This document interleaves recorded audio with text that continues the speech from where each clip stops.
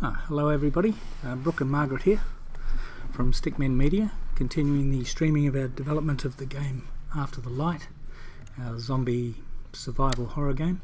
Still not sure if it should be called survival horror, but there doesn't seem to be any other category that we can link it to. Well, it's pretty horrible and you want to survive it.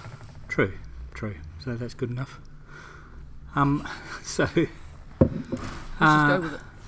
If somebody else can suggest something, we'll open ourselves up to new ideas. Well, I did have a look at the categories that they've got listed on Wikipedia. You know, when you put your entry up on Wikipedia, it gets sort of sucked off into the YouTube categories and all the rest of it. There wasn't any other horror category other than survival horror, so that seemed to be it. Well, I guess the emphasis is on survival after all. Indeed. All right. So what we're doing today is we're actually doing a bit of planning. We're getting close to, I guess, a playable demo that we can give to somebody. In fact, we've got a lot further than that. We've got about 45 out of 60 levels all sorted out. We've got all the weapons, I think, done now, except the grenade launcher. No. So all but one of the weapons done. All the zombies are actually done. So now it's pretty much actually planning for going forward to do some marketing, the release, and before that a couple of demonstration releases that we'll do locally. So I guess that's what we're here to do today. So if I can get rid of this window. First of all, let's rename that. So we've got a spreadsheet for cost items, so as we think of them on the way through, we'll actually be listing here the things that we're actually going to spend money on. So how deep are we going to go in terms of planning? All the way to the end, or just to get to this playable demo? So we are going to go from here until early access release on Steam.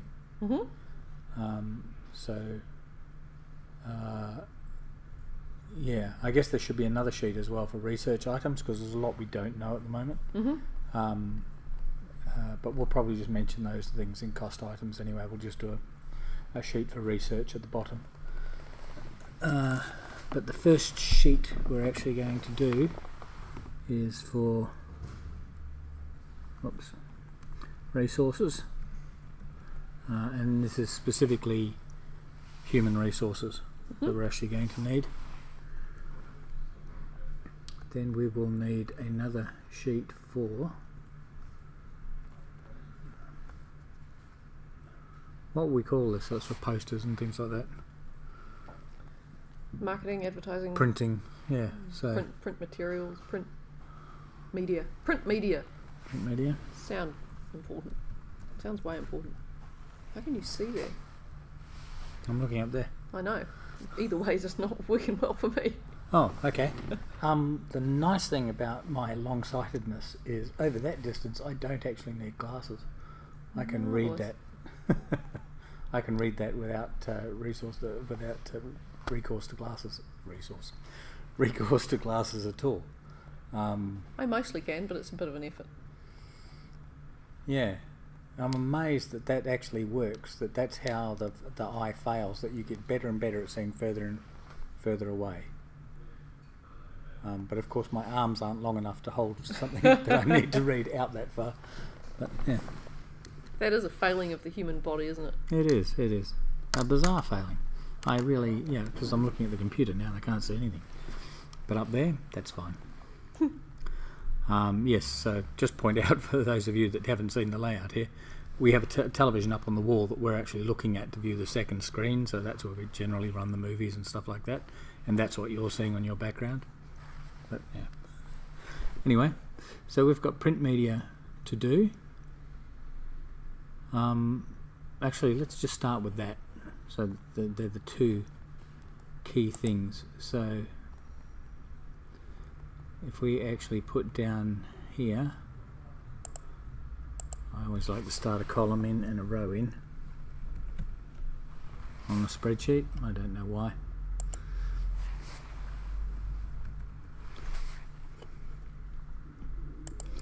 and we'll put down the resources we're actually going to use.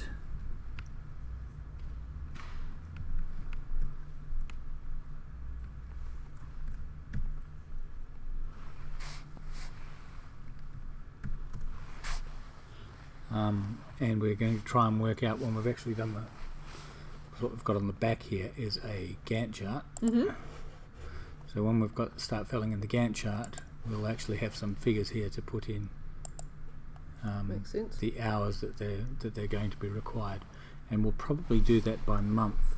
So that's May, June, July, August. What the heck did I spell there? August. It's unusual. September. October. Now, anticipated early access release date. I'll just bold that for the time being. Right. Oops. And we've put that on the wrong sheet already. So mistake 1 will be eliminated now. Cut. Paste. Right.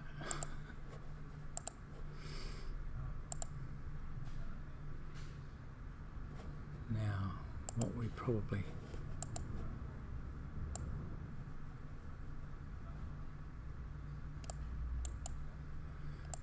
should do here is we need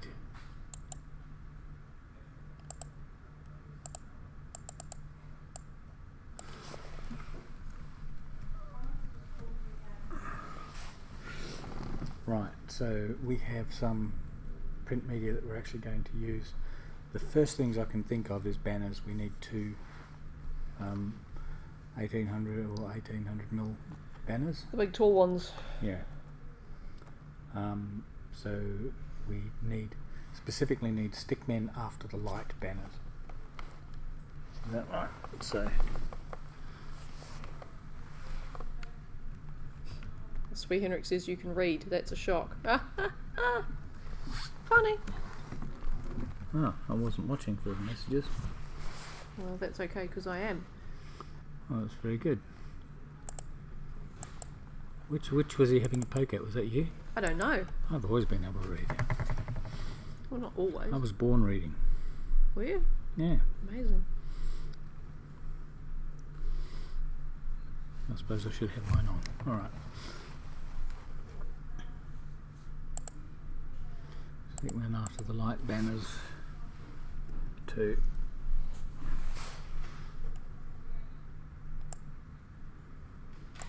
Oh, actually. This isn't really specific to the game though, is it? Yes, this is specific to the game. Well, the banners aren't part of the game. So we need them now. They're not part of the playable game. No, but this is part of what we're actually needing to... So this is the planning we've got to do is for launching essentially. And we're launching in a couple of ways. First of all, we've got focus groups happening in May to test play the stuff that we're presenting in June. So we'll need banners for that essentially. So we need 2 there in May. In June, we'll take one of those banners with us, so I don't need to add any more. What I was suggesting was perhaps we don't need to dwell too much on this because it's not really that interesting from the point of view of somebody who's developing a game or wanting to learn to develop a game. So the reason I'm doing this is, one, we have to present a stream. We've promised people we'll present a stream on the development of the game. This is a very real part of the development of the game is release planning. Okay, so it struck me that this is an opportunity where you and I actually get to spend some time doing the planning we need to do because we're under pressure from a whole lot of areas and a whole lot of jobs that we have to do. So we get a chance to do this here, and people get to see the sort of planning that goes into doing these things. So I guess our key dates, our milestone dates, I'll just mark that one and that one. as milestones. And there's dates beyond that too as we move from early release to full release, but this is all we're planning at the moment. So the Stickmen After the Light banners, and in June we actually need some... What size posters do we actually need for the wall of the thing? If we're on the booth. No idea. But anyway, we will need A3, I suspect.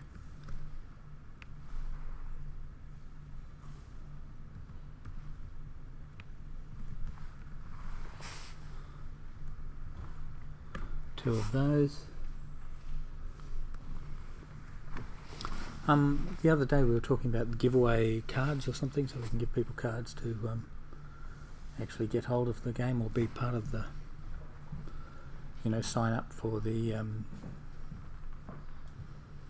early access list on the website. So we need to get those cards made. What, 500 maybe? Pass? I don't know. I have no idea because I don't know how many people are going to be at the venue. Okay. So, yeah, just to demystify that, we are hoping to be at Armageddon here in New Zealand. That's like Comic-Con for New Zealand. And, yeah, so we believe we have some space reserved on a booth, but we've yet to check that and see if it's the case. But if not, we'll choose something to do in June. That involves our release. Okay, so 500. We'll just call them business cards, but they're actually sign-up cards.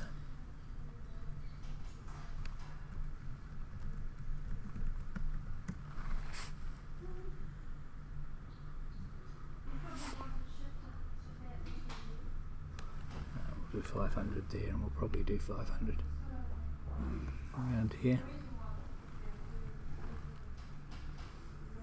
And take the thing off there.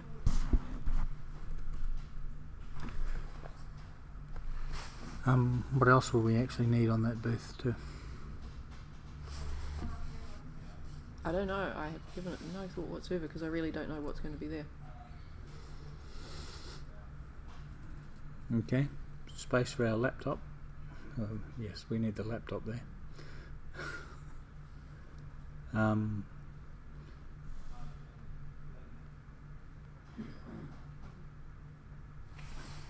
Yeah. Other things, there is other physical.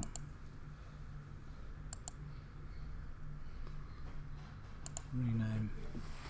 So things like laptops and stuff like that will have to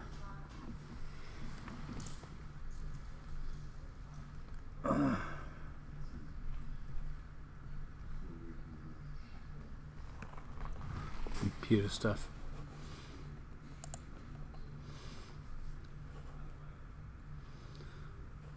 Alright. So on the way through there we actually have a number of tasks that have to get done. And the first lot of tasks we've got are development tasks.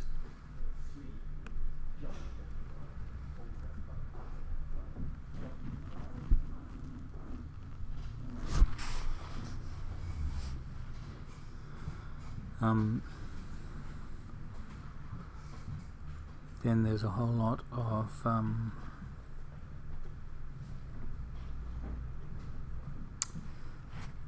preparation for those release dates, the marketing preparation.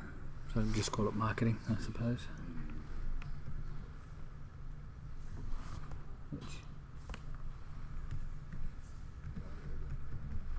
Let's try that again.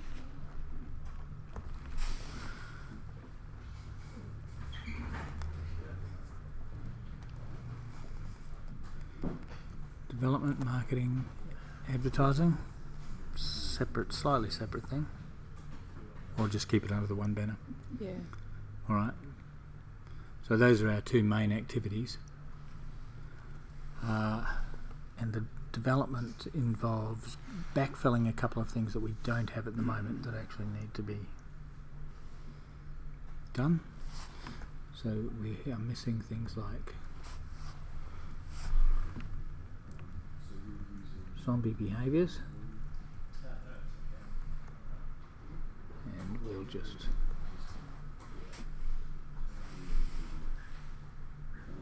indent, no, undo that.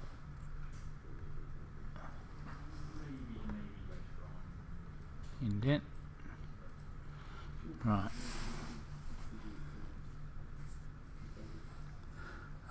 Zombie behaviours, weapons, animations.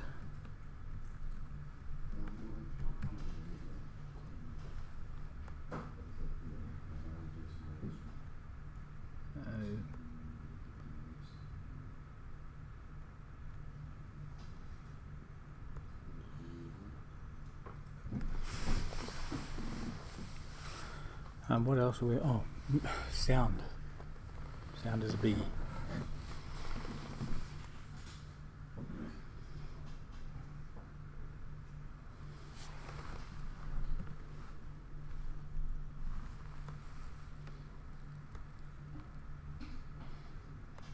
Don't keep doing that, you strange thing.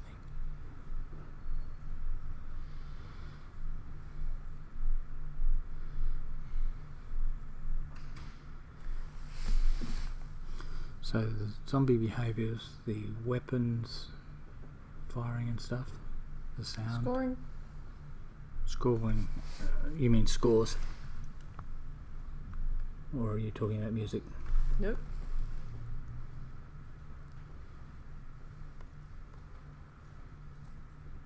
Right. Every time I write marketing, it comes up with a capital A. M-A-R-K.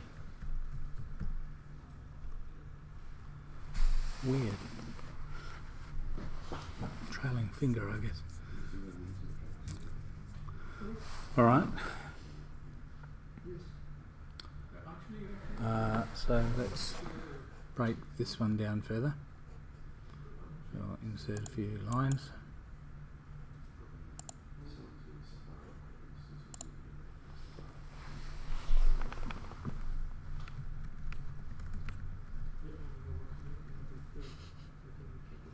The sniffing behaviour.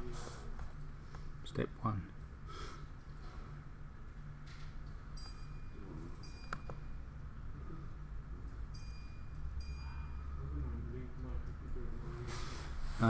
So there's sniffing, there's life detection. What does life detection mean? So some of the zombies can simply detect life wherever it is. Mm-hmm.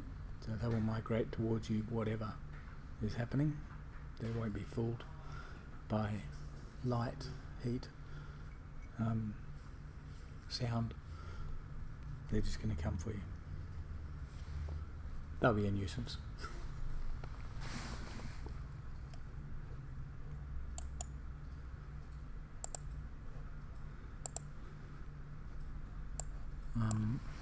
Life detection sound. Although I think Ben might have already done that one.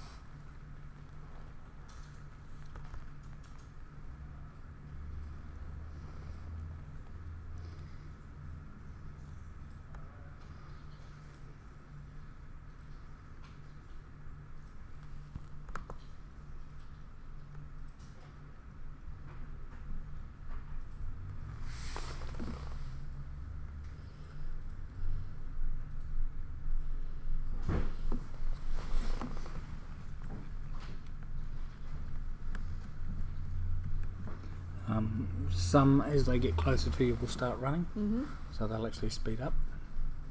That certainly adds to the thing. Now there's no death animations in this, but there are a couple of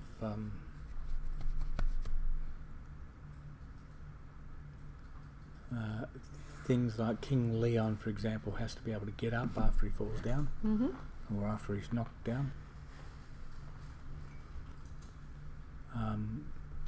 There's also the leaping behaviour of these demi-zombies.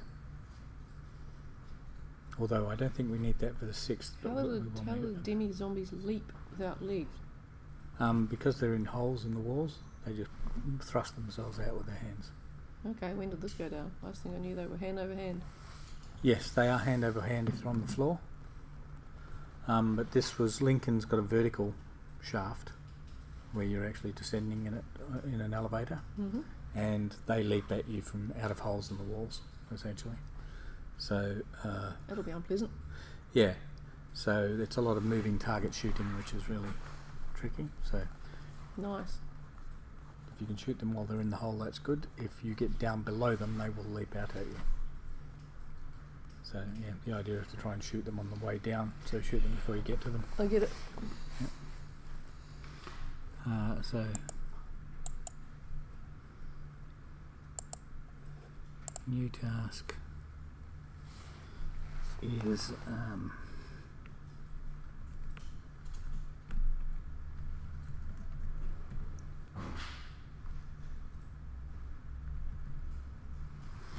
Demi-zombie leap.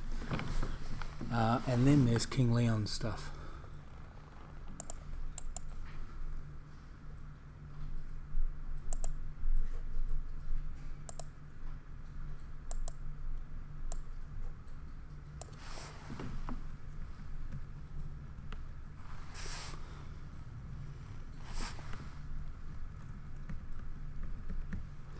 Leon's attack sequence. Right.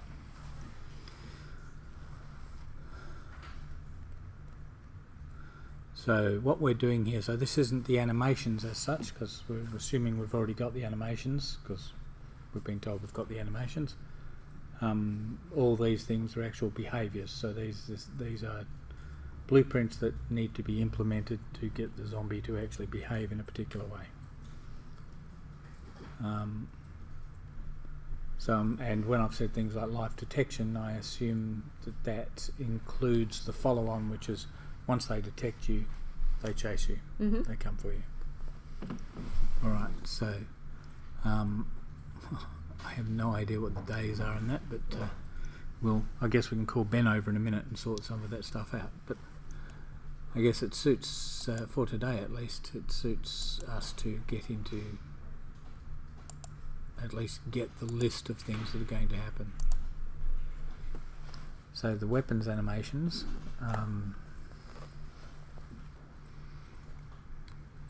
reload. We need reloads. So there's 3 of those, right? Yeah, let's do them separately. Reload pad. I'm hard leaning forward to. And no, I was thinking that just doesn't look comfortable at all. It's awkward. Maybe if we could bring the laptop a little closer. Let's do that. There is only 2 of us in frame. Put the fruit on the floor so I don't knock that down. I'm having a clumsy day today, including falling over rather heavily.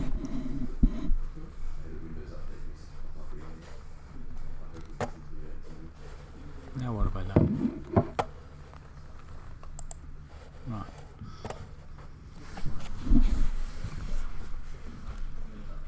Here we are. That's us.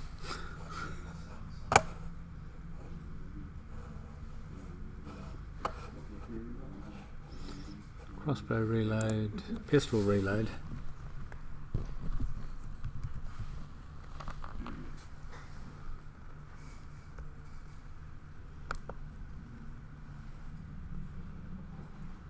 New task. Launch a reload.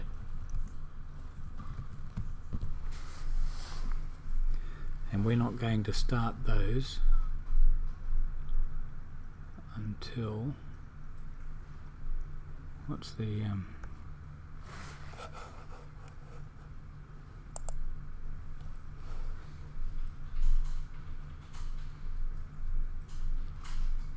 the 6th is next Wednesday, so the 7th, which will be the 7th, 8th, 11th.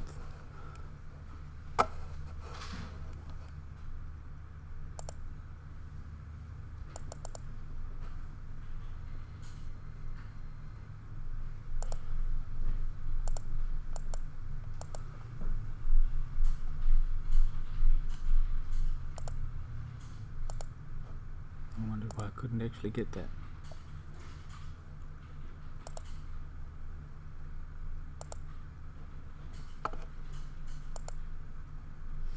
Okay, so we're not even going to start the weapons reload animations Not doing it for this round, that's for sure. until then. As well as the zombie behaviours, there is a new task up here which will outdent.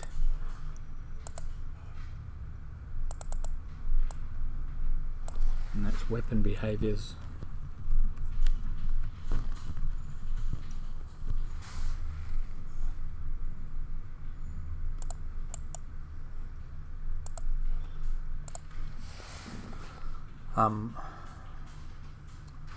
So we need to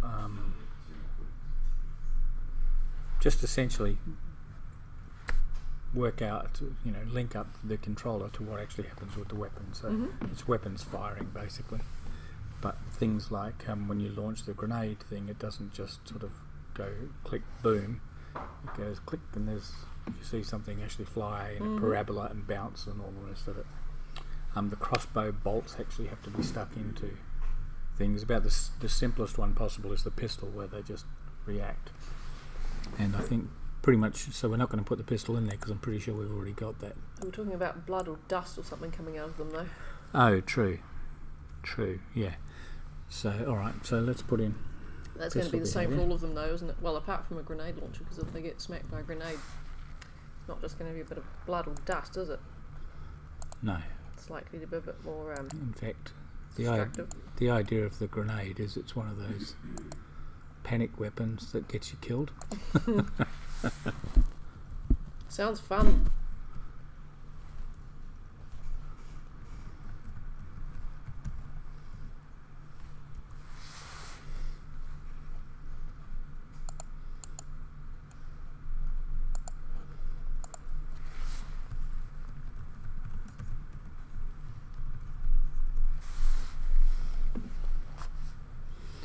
Right.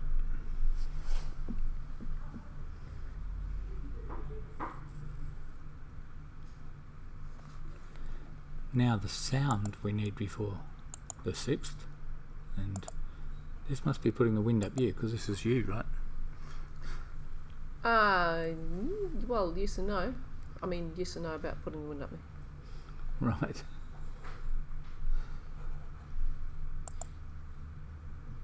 We're not going to get the whole thing done by then, but we can get something in enough.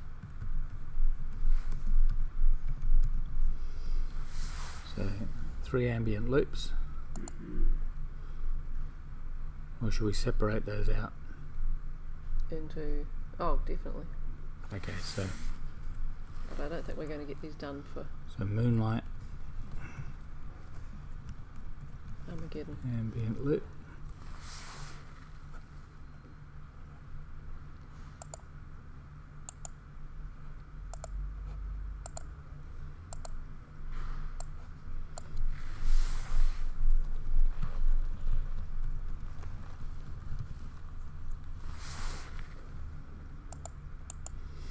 I think we need to bring in your friend and have a talk about what's possible. And bioluminescent ambient loop. Bioluminescence is too big a word for it to cope with. Especially spelt that way.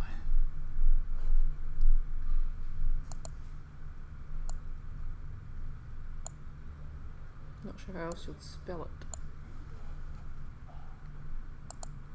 We spell it correctly. Oh, you've missed something. Well, I can't really see all that well. Luminescent. I'm just vibing it. Oh. You'll have to look up luminescent for me because I'm. No, that's right. I'm sure it is.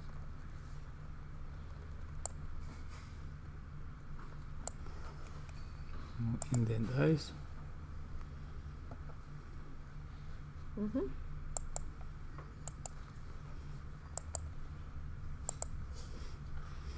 And we're also going to add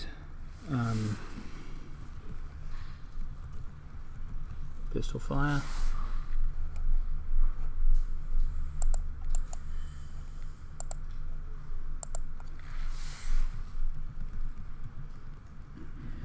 Crossbow. Doing, doing. That's the one. We'll just use that. Yep. Done. Right. Something's For Armageddon, we'll do that. Doing. Doing. Yeah. The pistol will just go bang. Yeah. That's, we'll just have somebody speak the bit. Yeah, bang, Bang, bang, bang. bang, bang, bang, bang, bang, bang. That is hilarious. Yep. What if it never got any further than that? It's an interesting thought, I isn't saw it? a really interesting, really comical movie where somebody had played Mario, the original Mario Brothers, with replacing all the music and sound effects with somebody actually going do do do do do do do. It was hilarious. Wow.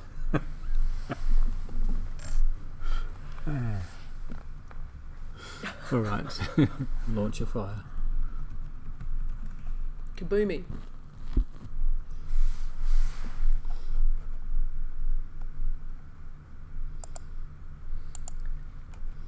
New task. Do we want zombie footsteps? Zombie sound. Certainly, yes, but what are those zombie We don't sounds? know what the zombie sound is yet, but let's assume they're going to make it. What we actually, I think, footsteps, yes, but we should also have a voice sound so that when they get close and they're behind you, you get the. Let's split it up.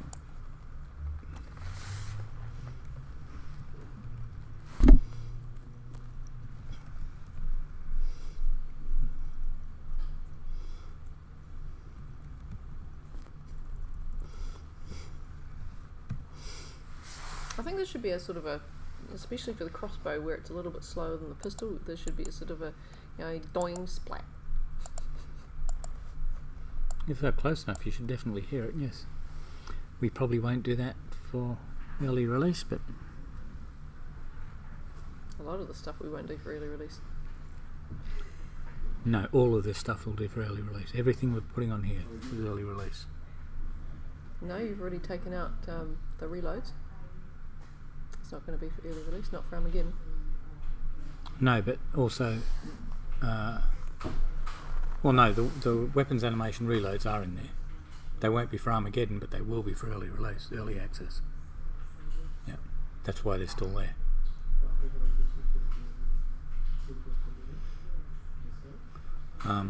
So that's why the animations got pushed out to after the 6th of the 6th. They don't start till 11th of the 6th. I know, that's what I just pointed out. Yeah, okay. Alright. Zombie footsteps. Zombie voice. Alright, do we know we're recording this stuff? Yep. We haven't decided.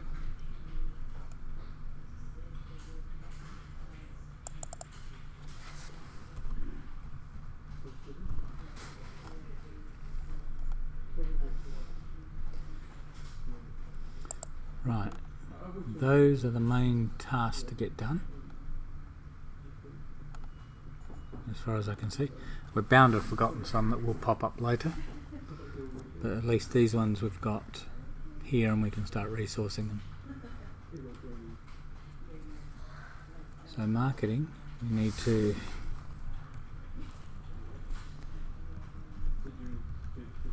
purchase the banners.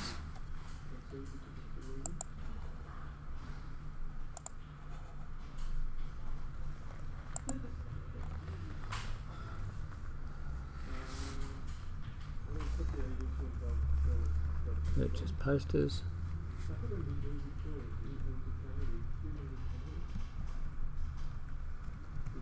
Purchase cards.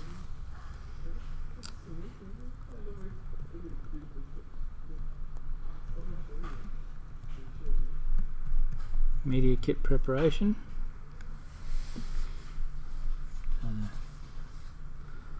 It's actually putting together a blurb and some images and so forth, perhaps a bit of video.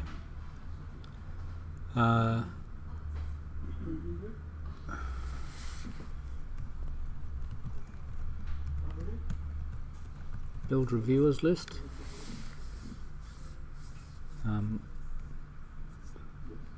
And some part of that reviewers list will be for local release around the Armageddon thing, so just get somebody to report on it essentially.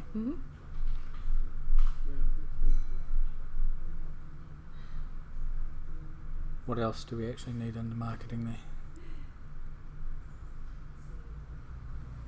I don't know. I really don't know too much about it. I do know. We need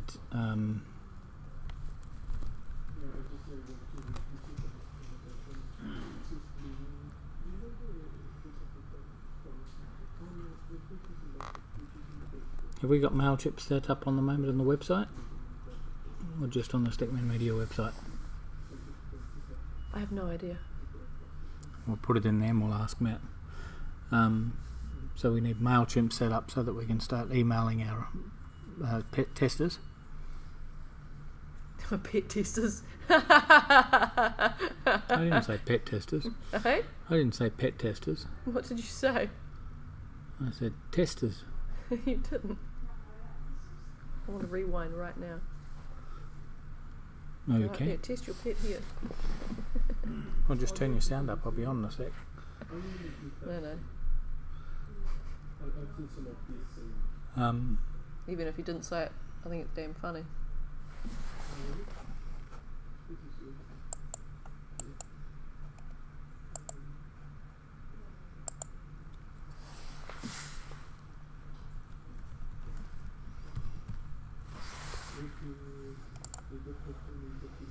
score tables. When do we want to do leaderboards?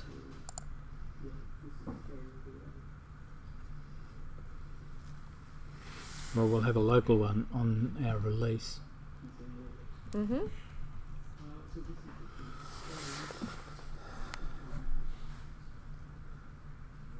Oh, and there's some UI stuff that actually goes in there as well.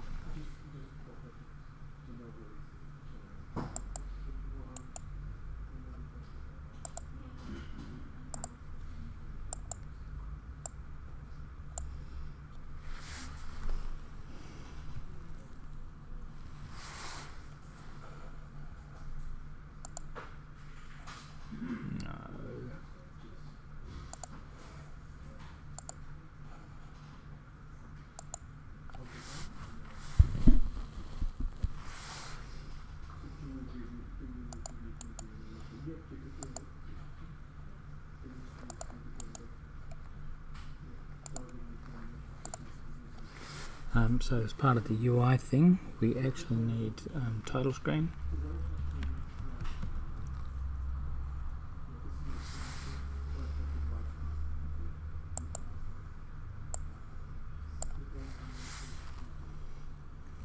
Loading screen?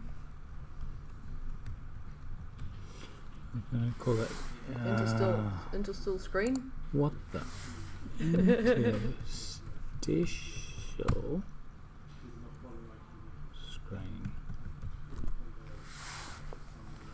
Right, very simple for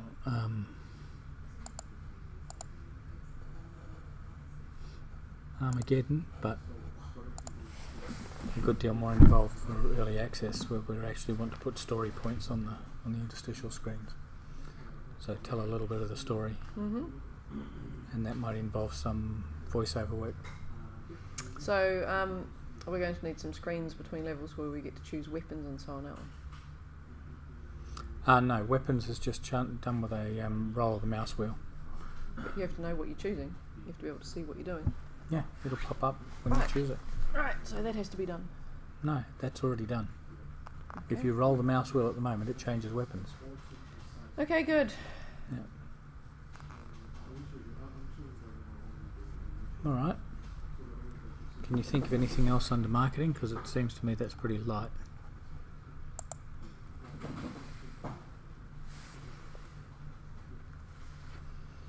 build a reviewers list. Oh, we have to, schedule. That's what that is. It's not set up. It will be...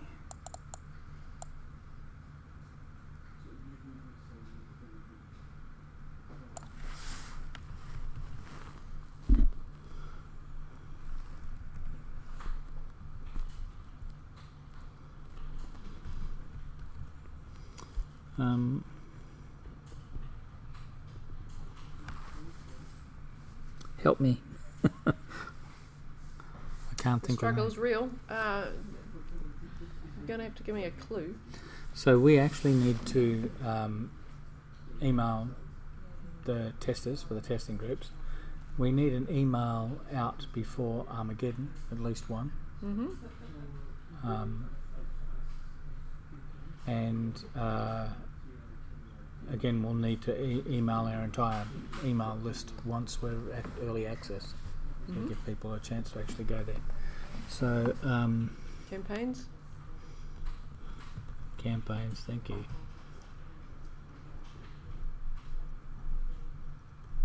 Campaign testers.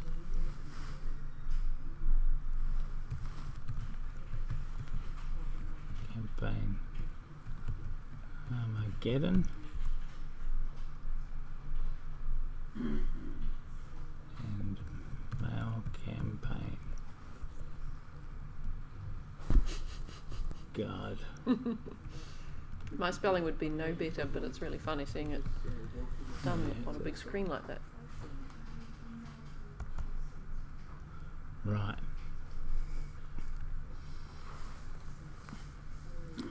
And there's also social media stuff.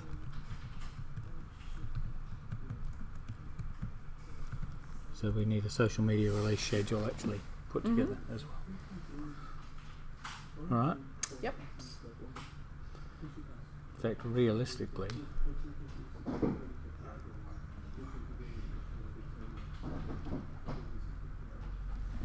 we're doing too much in here and not enough planning. So what we should be saying is we're going to schedule the mail campaigns, and we're not going to mention them in here yet, because once we've scheduled them, then we'll actually know where and how many, because we might well make more than one announcement before.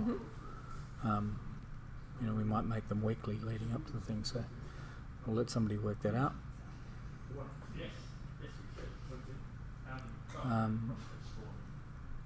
And there's a number of different mail campaigns, so mailing the reviewers, for example, is different to mailing the testers. Okay.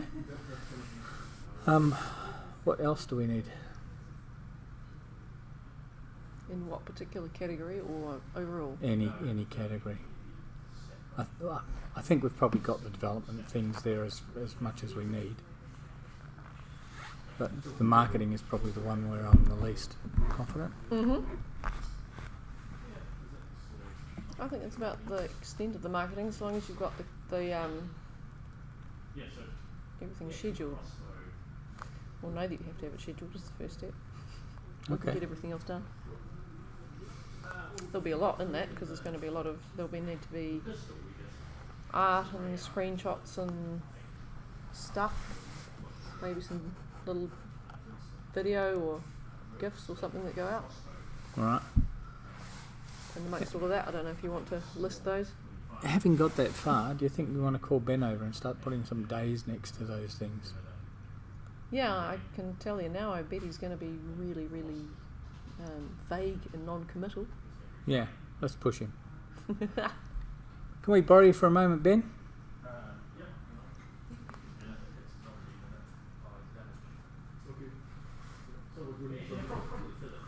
So, yeah.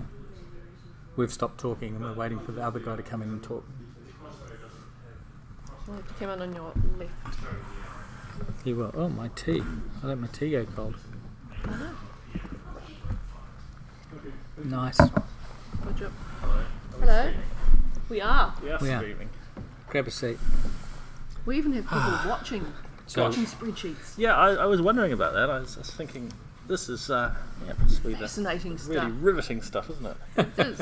We're on fire with the This spreadsheets. is what I got It the is. games for. Yeah. It Fuck, who isn't. doesn't? It isn't the stuff people normally consider when they think about making a game. But It is actually kind of interesting seeing how it all breaks down, yeah. and where the time goes, and So so we've put in a stack of zombie behaviours there, and Yes. presumably the weapon behaviours, because we haven't, apart from applying damage, we haven't really got all that sorted. yeah. You know, like bolts sticking out of you once a crossbow's fired a bolt at you and things like that. Yeah. Yep. And although we've got reload behaviours there, we've marked them so that they don't occur till after the 6th of the 6th. Yeah. So, Yeah. Keep it simple. okay. Yeah. So I guess the zombie behaviours is why we called you over. So we need sniffing behaviour, or life detection, sound detection. Running is getting close proximity for some of them, Yep. Yep. like the undies woman. Let's see. Yeah, I mean it's a little bit tricky to break down because I'm still getting to grips with Unreal, and most of the stuff will be breaking it all down into sort of behavioural tasks. Mm-hmm. Using I the should point Unreal. out, Margaret said before you got here that you'd be really vague. Yeah. Non-committal. Non-committal is what I said. Well, no, I mean it's okay. Proximity. With good reason. Proximity running. Okay, what's proximity running? Is that So I'm it runs assuming- towards you?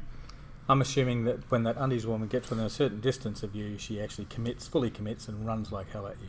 Yeah. Yes, we've got Okay, so walking and running. Yeah. it's really getting the infrastructure in place. Okay, so it doesn't matter. Basically, the zombies will have some sort of current speed thing that they're moving at, and it's in a variable that can be twiddled, basically, so we can make them go faster or slower. And so she will just have, well, probably all the zombies will have some task running as part of the behaviour tree, which just keeps an eye on how close they are to the player. So there'll be a condition that says if you're closer than a certain threshold, then go into this other state, and the other state will just basically say, right, okay, ramp the speed up to sprint, Yeah. or whatever, and Go like fuck. that's it. So it's like actually making them run is just equivalent to like a single line of code kind of thing, just setting that variable. But you have to have the other infrastructure in place, so you have to have a task there that's sitting there watching the player, and that's also pretty straightforward and easy, but it's just working out how it fits into the behaviour system, really. So I guess what we probably need to cover this that you're going on about is we need something which we'll call the generic framework, or the generic interface. It's more than an interface, it's actually an abstract class, isn't it? Well, Because it'll actually have stuff in it. basically I want to try and use the same zombie class as much as possible. Yep. So all zombies will basically be the same, but they will have different parameters. So Yeah. they'll have a parameter that says how good they are at seeing stuff, how far they can see, how well they can smell, that kind of thing. And Okay. so most of the behaviours, like so the sniffer zombie, for example, I want his behaviour, ideally, it's like, yeah, he can't see, but he'll sniff around. So basically he can't see anything interesting, so he goes into sniffing mode, because that's what you do if you're a zombie. Yeah. Well, if you're a sniffer zombie, Yes, exactly. yes. Well, no, I think you And- just made the distinction Ben was trying to avoid. So he wants that to be a generic zombie, but its behaviours are based on how good its vision is. Yeah, and how yeah. good So it's basically, smelling. if you took any zombie and blinded it, then it becomes a sniffer zombie because it has to rely on other senses, or whatever. Yeah. Do My- sniffer I would zombies actually have make no eyeballs? I would make the sniffer zombie an actual specialisation, a subclass, a new class that inherits from the generic class, Well- and has its own particular image, so that they always look the same. It's Oh yeah. same No, 3D no, model, definitely, yeah. it definitely will. I mean, it's part of the specialization is you have a particular mesh and you have a particular set of parameters, Yeah. and you can also derive specific behaviours that are different. But I think there's enough shared behaviour that it's probably easiest to have one big behaviour tree that governs pretty much all the zombies, but with certain branches on just unused essentially by particular zombies. So most of the zombies will never go into the sniffing state, Okay. because they don't need to. But it means that because that behaviour tree is all in one place, they all have all the other behaviours So do you have working the same way. Do you have a feel for how long it would take to actually put together the generic class? Well, I mean, it's kind of already there in that I have a behaviour tree. I've just got a very, very, very stupid set of behaviours in there at the moment. It's just, basically find the player, go toward them. That's it. Mm-hmm. And it's really just building on top of that, is adding Yeah. more chunks in. So what do we actually need to add in? Because you were talking previously about life detection, light detection, sound detection. What was the other thing? Something else? No, that's it. That was your detectors. Yeah. So the zombie sensors basically they go out and scan the world. They see what stuff's out there. They decide on what the most interesting thing is based on what they can see and what their own current internal state is, and then they go toward that thing. And that's about it. There's sort of a couple of short-circuity things where, like, if you're within a certain distance of the player, you just attack the player. Yep. But that's that's pretty straightforward. So let's talk about straightforward in terms of a number of days. Yeah. Oh, Okay. you just walked right into his cunning trap. Yeah. Because we do need to get it down to this level to plan for the 6th, right? Yeah, I mean, basically the problem is I'm not familiar enough with Unreal to really know. Mm-hmm. I mean, I sort of have plans for how I'll attack stuff, but... Well, I'll tell you what, I'm going to share this document, so we'll have a bash at it now, and then we can go back and change it later and see how it all works out. Okay, my gut feel is I wouldn't break it down into tasks like that. I would do it more in a... Let's see. It's too late. We've spent 45 minutes of this stream doing these tasks. Well, for the AI stuff. I mean, basically, there's going to be about 3 or 4 days of me just fiddling around, trying stuff out. And at the end of that, we'll have a generic class. We'll have like a sense system, a stimuli system. So things in the world can say, "I'm making sound," or "I'm full of life," or whatever. Yeah. And the zombies. Do you think life's necessary? As long as they can see, smell... Well, it was a kind of my stand-in thing for just going toward the player, like rather than just saying, okay, this is the player object, always go toward them. Yeah. The player has lots of life, and it occurred to me that it's not really any harder to do it that way. And it occurred to me that it could be a useful thing in terms of, like, I don't know, using rats to decoy zombies out of the way or something like that. And I'm just using life as sort of a generic kind of interesting to zombies kind of value. Lure.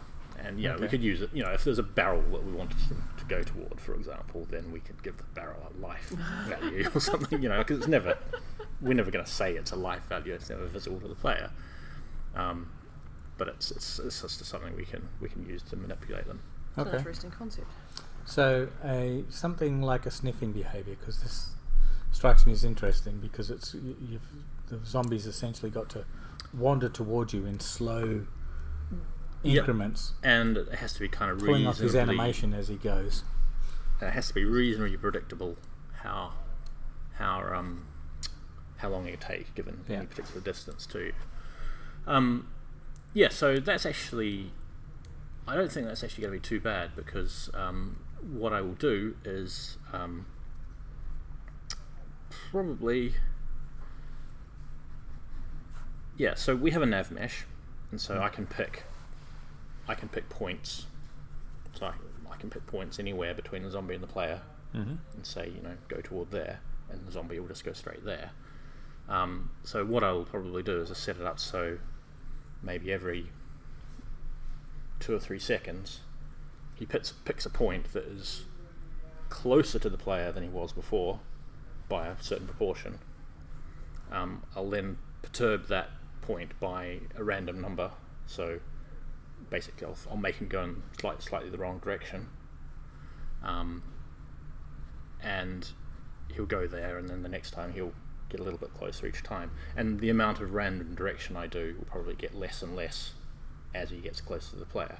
Okay. So when he starts off, he's sort of just aimlessly kind of wandering around. But it's all good as long as you don't try to make him travel the shortest path between all points.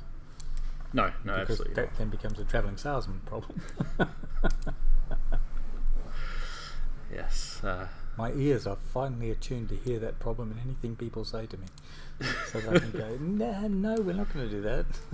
Well, yeah, I mean, it's most of the time the area that he's going to be traversing is going to be reasonably open anyway, and so there's kind of an issue if I pick a random point. Like, I know the exact line that I want him to go in. Well, I mean, I will, And we don't want take you to it take that exact line. No, exactly. So the idea is you want to figure out a path that goes along that line, but in a much more circuitous route, but taking a reasonably well-known amount of time given the distance, so that the player can kind of gauge how long they've got before they're in deep doo-doo, basically. So how long do you think that behaviour would actually take to write? I reckon probably about a day to get the movement stuff, and there'd be a wee bit of fiddling probably just to get the animations kind of all synced in, I think. So 1.5? Yeah, I think that's probably about right. Okay. I mean, the animations really, I think, will just be a matter of changing. Probably the blend. There's like an animation blend thing, so he'll have his set of animations which might differ a little bit to the normal zombie walking or something, or just every so often he switches to a different blend thing where he's actually doing the sniffing, and we can set that so it happens at the end of each little step, basically, so he gets to the end of each little step, and maybe there's a sniff snake where he sort of sniffs around, and that's where he decides where he's going to go next. Okay. So given that, the other detection, proximity running, all the rest of it. Proximity. The demi-zombie leap, where they just throw themselves out of a wall in the side of the cave to descend on you in the elevator. Yeah, I mean, probably those guys would be separate types of zombies, I think. I don't think they share any. It depends if you want them crawling towards the player and trying to bite their ankles, which is probably what they should do. So maybe they should just be normal zombies, but with different animations. I think they should climb up you. I think they should want to bite your face, and they're going to climb up you. Well, yeah, I mean that's something they can do. That would be really horrible. Basically, I mean when they get within a metre of you or so, they just basically just go. Rah! That'd be unpleasant. Yeah. So we're 2 minutes to. I don't know. You guys can keep on going if you want. I've got to go and do another thing. Okay. But up to you whether you want to keep no, on. I think we'll finish off. I'm just going to. So what are we adding? A day or half a day for each of those other things, and then Leon's attack sequence is the one I went to get to. I mean, most of the life detection, sound detection, proximity stuff, all that kind of sensing stuff is kind of all rolled into one. It's like it all falls out together. Okay. Because I don't really care that much about the fine details between sound, stimuli, and light. We're not doing. And you've already got sound, sort of, because I've seen your thumper. Yeah, exactly. So that just it's just another set of numbers for each thing we want to expose. So King Leon, I guess he's just going to have his own sort of set of behaviours, which basically a big state machine that he cycles through. So, I mean, I don't think we've sort of really nailed down the exact kind of sequences, but there'll be sort of the whole, walking around slowly, summoning other zombie minions to go and to go and attack the player, and then just kind of circling around, getting ready to attack himself. And then there's an actual attack state, and then there's a few other sort of creepy things, which I'm not sure if are spoilers or not. But Yeah. Well, we Gotta won't say go. too much about it. Okay. We'll see you later. Gotta go and Meet the boss. yeah. All right. So, Bye, yeah. Margaret. All right. So, have we even decided what that attack sequence is yet? I guess we've. Well, I've got sort of, in my mind, I could sort of see a setup that I think would work quite well. But I think as soon as you actually get some of those things in there, it all changes, and other really cool things suggest themselves, and other things, some of the things you thought would work really well actually turn out to be complete crap. But the cool thing is that most of the stuff is yeah, like his attack is running toward the player with his big sword, and he lunges at you with a big overhead swing, trying to crush you, as it were. And yeah, if you get hit, you're dead. So that's a pretty straightforward kind of state. He runs towards you at full speed. When he's at a certain radius, he goes into attack animation. Yeah. And if you're hit, you're dead basically. And you interrupt that by shooting him. And we still. So then he'll stagger back, and then he'll start dragging his sword around the play area. Yeah, and I'm so the staggering back thing I think is probably the unknown bit, because we want to. I think. Well, actually, I did think we wanted to throw him into physics mode. So basically, he goes a bit ragdoll when you shoot him, so he gets blown back, and then he gets up and comes at you again. So he gets thrown backwards, and he comes back at you. But just thinking, and the unknown with that is basically, because Unreal can do transitions from physics to animation again.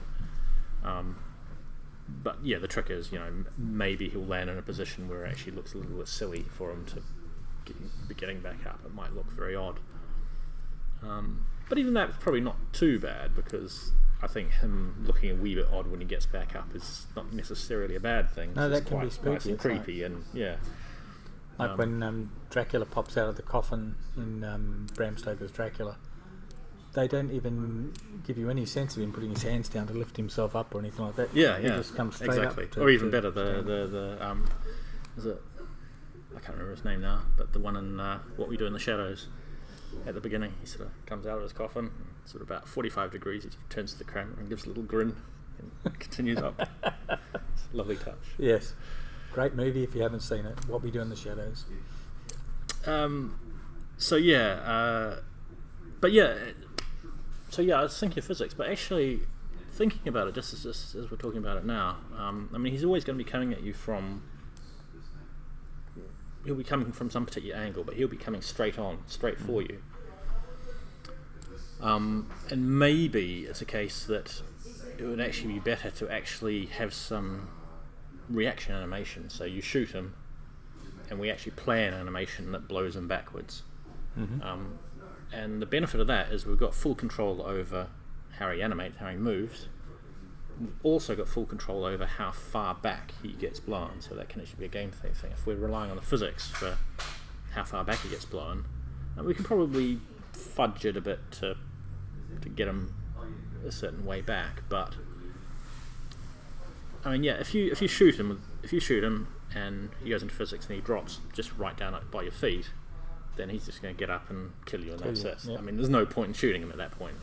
It's like he's past the failsafe.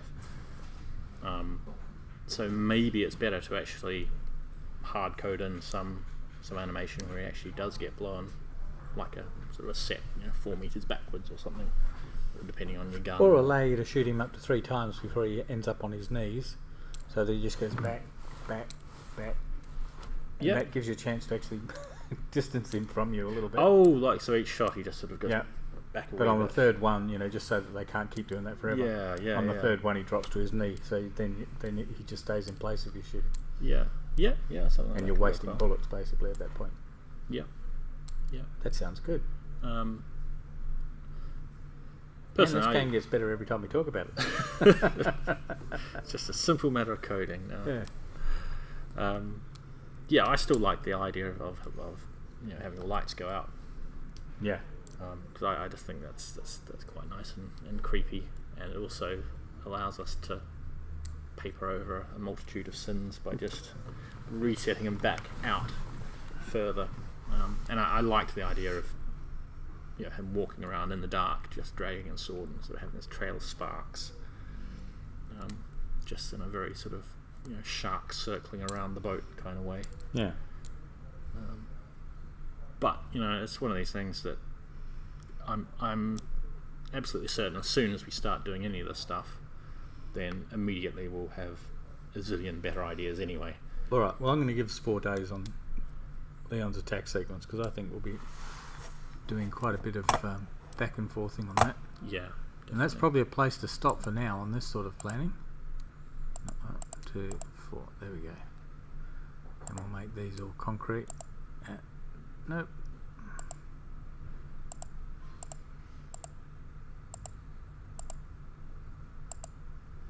They've got question marks by them. I don't know how you get rid of the question marks without doing that. Right.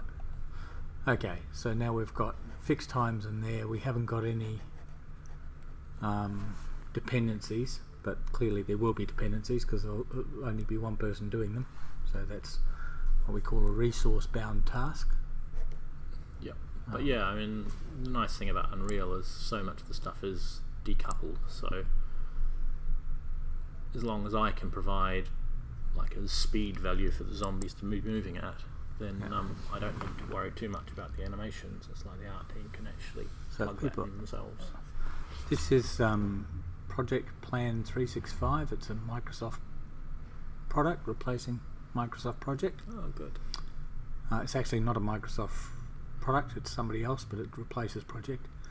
And if you notice to the right hand side, when I actually put in a predecessor there, it actually moves the task out and makes it dependent on another task. Yep. So essentially we need to go through and do that for those tasks so we can see how much trouble we're in as far as meeting our deadline. But that's, I guess that's as far as we're going to get today, given we're finished with our hour. So that was Brooke and Margaret and Ben. Talking about the project planning for our early access and demonstration releases. So we'll catch you tomorrow at 1 p.m. New Zealand Standard Time, or 1 a.m. UTC, where we will be talking about something else. Because I think stands to reason. I think we'll actually have an artist with some work finished tomorrow. So that'll either be something on animation or something on model building. Alright, so bye for now, everybody. Bye-bye.